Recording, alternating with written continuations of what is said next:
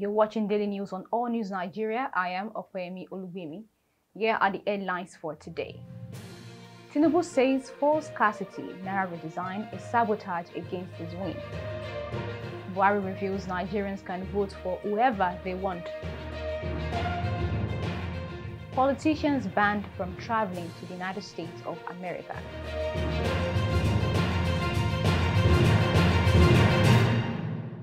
Welcome back. Now the news in details. The presidential candidates of the All Progressives Congress, Bola Ahmed Tinubu, on Wednesday revealed that there was a plan to sabotage the coming election.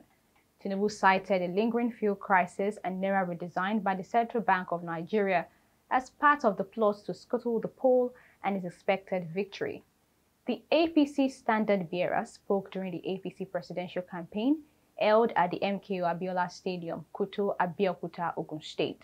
Speaking in Yoruba, the former Lagos State governor stated, since they've started with the issue of no-fault, that won't deter its supporters from trekking to cast their votes. However, the opposition People's Democratic Party and LAWMAKERS faulted the former Lagos State governor's allegations. The PDP argued that Tinubu was simply exposing the failures of the APC regime, insisting that his defeat in the election was imminent. Addressing youths who thronged the rally, Tinubu promised that his administration would end the issue of strikes in the university system if elected into office in February. He also promised student loans, pledging to ensure no student spends an extra year or any course. I'm guaranteeing you one thing. There will be student loan. Nobody will drop out of university because of school fees. I guarantee you that.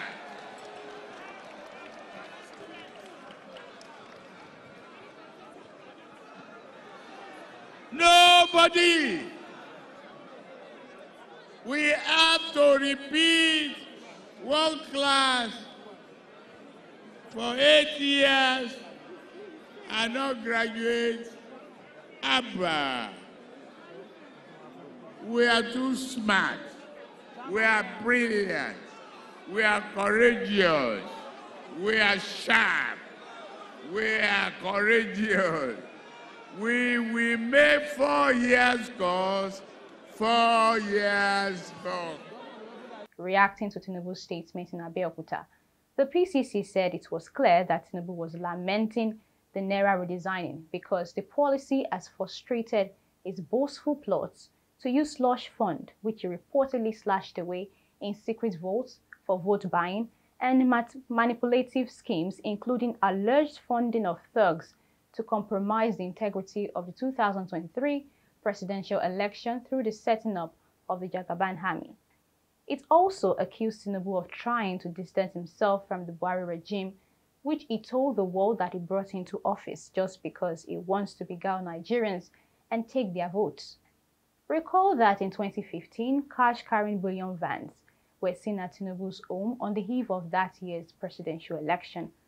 On February 22 of 2015, photos emerged on social media of 2 bullion vans entering Mr. Tinubu's property in Lagos. He unarguably played influential roles in President Muhammadu Buhari's election and re-election in 2015 and 2019.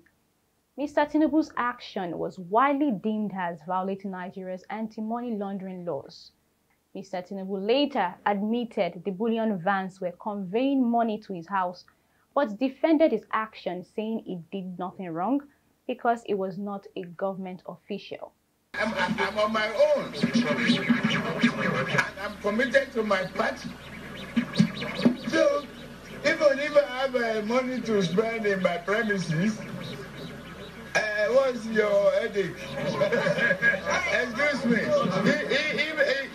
If I don't represent any agency of government and I have money to spend, if I have money, if I like, I give it to the people for free of charge. As long as not to buy votes. You were talking about yesterday. So who are those watching my house and looking at bullion fans? Several months and even years after the incident, The EFCC has refused to probe the case despite mounting calls from Nigerians and civil society organizations. Meanwhile, Buhari had in November 2022 slied his own benefactor, saying Nigerians should vote for whoever they like from whichever party during the 2023 general election. The president stated this while speaking to newsmen in London. The president also assured that no politician will be allowed to intimidate Nigerians. My aim is to make sure that Nigerians believe that we respect them as an administration. So Nigerians should vote for whoever they like from whichever party. Nobody will be allowed to mobilize resources and thugs to intimidate people in any constituency. In other news, the United States on Wednesday placed visa restrictions on Nigerians acting to undermine the country's democracy barely 1 month before the 2023 general elections. According to the United States, some affected persons' family members will also be sanctioned. This was announced by the U.S. Secretary of State, Antony Blinken, in a statement released on Wednesday, January 25. He stated that the sanctioned individuals, the identities of whom he did not reveal, will be ineligible for U.S. visas. The top diplomat also stated that some family members of those barred from entering the United States may face the same restrictions. The development comes just 2 months after Rolf Olsen, political counselor at the U.S. Embassy in Nigeria, stated that the U.S. would impose visa sanctions on those who attempt to undermine Nigeria's democratic process. And that's it on today's news. Join us tomorrow for more news updates. You can also follow us on all social media platforms displayed on the screen. I am Okoyemi Olubeni. Do have a good day.